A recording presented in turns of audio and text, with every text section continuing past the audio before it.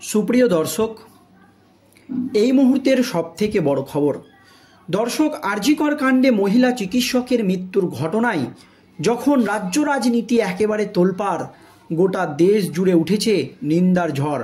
বাংলার সমস্ত শুভবুদ্ধি সম্পূর্ণ মানুষ রাস্তায় নেমে তীব্র প্রতিবাদ জানাচ্ছে। আর তখন রাজ্যের 26,000 চাকরি বাতিলের মামলা নিয়ে একেবারে খেলে দিলেন সুপ্রিম কোর্টের প্রধান বিচারপতি D.Y. চন্দ্রচূড়। এবং 26,000 চাকরি বাতিলের মামলা নিয়ে এবার বড় সড় সিদ্ধান্তের কথা ঘোষণা করলেন সুপ্রিম কোর্টের প্রধান বিচারপতি D.Y. চন্দ্রচূড়। আর জানিয়ে ইতিমধ্যেই রাজ্য রাজনীতিতে নতুন করে শোরগোল পড়ে গিয়েছে। দর্শক, আপনারা সকলেই জানেন গত 5ই সেপ্টেম্বর আর.জি. কর মামলার শুনানি হওয়ার কথা ছিল। তার পরপর কোনো এক কারণবশত সেই আর.জি. করের মতো একটি গুরুত্বপূর্ণ এবং সেনসিটিভ মামলাকে পিছিয়ে দেওয়া হয় বা সেনসিটিভ মামলার শুনানি পিছিয়ে দেওয়া হয়। তার পরপরই গোটা দেশ জুড়ে উঠেছিল একেবারে নিন্দার ঝড়। একথা আপনারা সকলেই জানেন। তারপর হয়তো বাধ্য হয়ে বা চাপে পড়ে বা যে কোনো কারণেই হোক 9ই সেপ্টেম্বর, অর্থাৎ আপনারা জানেন যে কালকেই আর.জি. কর মামলার শুনানি হয়েছে। তবে সেই শুনানিতে একেবারেই খুশি নয় জুনিয়র ডাক্তাররা। সুপ্রিম কোর্ট যে নির্দেশ দিয়েছে আজ বিকেল 5টার মধ্যে তাদেরকে কাজে যোগ দিতে হবে, সেই নির্দেশ তারা মানেনি। তাদের আন্দোলন কিন্তু চলছে। দর্শক, এই আবহে 26,000 চাকরি বাতিলের মামলায়, মানে রাজ্যের মানুষ যখন এই দিকে ব্যস্ত, তখন 26,000 চাকরি বাতিলের মামলা নিয়ে একেবারে বড়সড় সিদ্ধান্ত নিয়ে ফেললেন সুপ্রিম কোর্টের প্রধান বিচারপতি D.Y. চন্দ্রচূড়। দর্শক, আপনারা জানেন একাধিক মামলায় রাজ্য সরকারের বিরুদ্ধে কঠোর পদক্ষেপ নিয়েছেন কলকাতা হাইকোর্টের প্রধান বিচারপতি থেকে শুরু করে বিচারপতি অমৃতা সিনহা, এমনকি তমলুক লোকসভা কেন্দ্রের বিজেপি সাংসদ। আপনারা জানেন কলকাতা হাইকোর্টের বিচারপতি ছিলেন একসময় অভিজিৎ গঙ্গোপাধ্যায়। তিনিও কিন্তু রাজ্য সরকারের বিরুদ্ধে একাধিক দুর্নীতির পর্দা ফাঁস করেছেন এবং সেই সমস্ত মামলা ইতিমধ্যেই সুপ্রিম কোর্টে চলছে। কয়লা পাচার থেকে শুরু করে গরু পাচার, এমনকি ডিএর মতো গুরুত্বপূর্ণ মামলার শুনানি দীর্ঘদিন ধরেই সুপ্রিম কোর্টে পিছিয়ে দেওয়া হচ্ছে। তবে সবচাইতে জলজ্যান্ত যে উদাহরণ, সেটা হচ্ছে 26,000 চাকরি বাতিলের মামলা। আপনারা জানেন লোকসভা নির্বাচন চলাকালীন কলকাতা হাইকোর্টের একটি মাত্র রায়ে এই 26,000 শিক্ষক শিক্ষিকার চাকরি বাতিল করে দেয় কলকাতা হাইকোর্টের দুজন বিচারপতি। তার পরপরই এই লোকসভা নির্বাচন চলাকালীন প্রবল অস্বস্তিতে পড়ে বাংলার শাসক দল তৃণমূল কংগ্রেস, এক কথায় বলতে গেলে বাংলার মুখ্যমন্ত্রী মমতা ব্যানার্জি। এই আবহে একাধিক রাজনৈতিক সভামঞ্চ থেকে মুখ্যমন্ত্রী মমতা ব্যানার্জি কলকাতা হাইকোর্টের বিচারপতিদেরকে একেবারে চাঁচা ছোলা ভাষায় এবং বেনজির ভাষায় আক্রমণ করে এবং এই মামলা নিয়ে সরাসরি রাজ্যের সাধারণ মানুষের কোটি কোটি টাকা খরচ করে সুপ্রিম কোর্টের দ্বারস্থ হয়।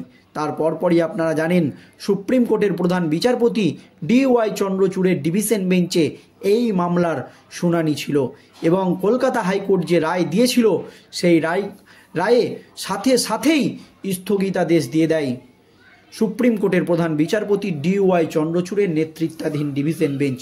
এতে লোকসভা নির্বাচন চলাকালীন প্রবল স্বস্তি পায় রাজ্যের শাসক দল তৃণমূল কংগ্রেস। এর জন্য বাংলার মুখ্যমন্ত্রী মমতা ব্যানার্জি একাধিক রাজনৈতিক সভামঞ্চ থেকে সুপ্রিম কোর্টের প্রধান বিচারপতি D.Y. চন্দ্রচূড়ের প্রশংসাও করেছেন। দর্শক, এই আবহে আপনারা জানেন যে লোকসভা নির্বাচন শেষ হতেই আপনারা জানেন বাংলায় এবার আশানুরূপ ভালো ফল করেছে তৃণমূল কংগ্রেস এবং একটি একই মঞ্চে মুখ্যমন্ত্রী মমতা ব্যানার্জি এবং চন্দ্রচূড়কে দেখাও গিয়েছিল। আর এবার 26,000 চাকরি বাতিলের মামলা নিয়ে আবারও খেলে দিলেন সুপ্রিম কোর্টের প্রধান বিচারপতি চন্দ্রচূড়। দর্শক, সুপ্রিম কোর্টে পিছিয়ে গেল এসএসসি মামলার শুনানি। আবারও তারিখ পে তারিখ 26,000 চাকরি বাতিলের মামলার শুনানি আজ হওয়ার কথা ছিল, সেই শুনানি কিন্তু পিছিয়ে গেল। মঙ্গলবার প্রধান বিচারপতি D.Y. চন্দ্রচূড়ের বেঞ্চে প্রায় 26,000 জনের চাকরি বাতিলের মামলার শুনানি হওয়ার কথা ছিল, কিন্তু শুনানির তারিখ পিছিয়ে দেওয়া হয়। মঙ্গলবার অন্য অনেক মামলার শুনানি থাকায় এই সিদ্ধান্ত নেওয়া হয়েছে বলে জানানো হয়েছে শীর্ষ আদালতের তরফে।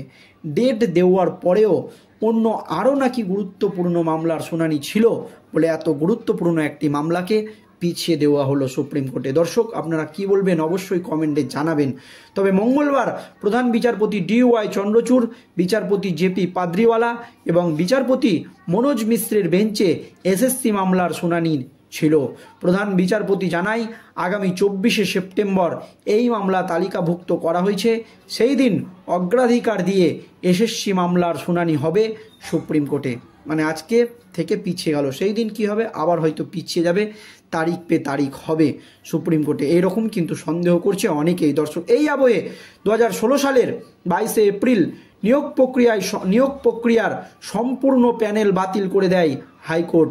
বিচারপতি দেবাংশু বসাক এবং বিচারপতি মোহাম্মদ সাব্বার রশিদির ডিভিশন বেঞ্চে ওই রায়ের ফলে 25,753 জন শিক্ষক শিক্ষাকর্মী চাকরি চলে যায়। ওই রায়কে চ্যালেঞ্জ করে 48 ঘন্টার মধ্যে সুপ্রিম কোর্টে যায় রাজ্য। সেখানে রাজ্য মধ্যশিক্ষা পর্ষদের মামলা করে শীর্ষ আদালতে যান চাকরিহারা প্রার্থীদের একাংশ। সোমবার একত্রে এই সংক্রান্ত সবকটি মামলা শোনার কথা ছিল সুপ্রিম কোর্টের প্রধান বিচারপতি DY চন্দ্রচূড়ের ডিভিশন বেঞ্চে। এই সবকটি মামলা কিন্তু শোনার কথা ছিল চন্দ্রচূড়ের বেঞ্চে।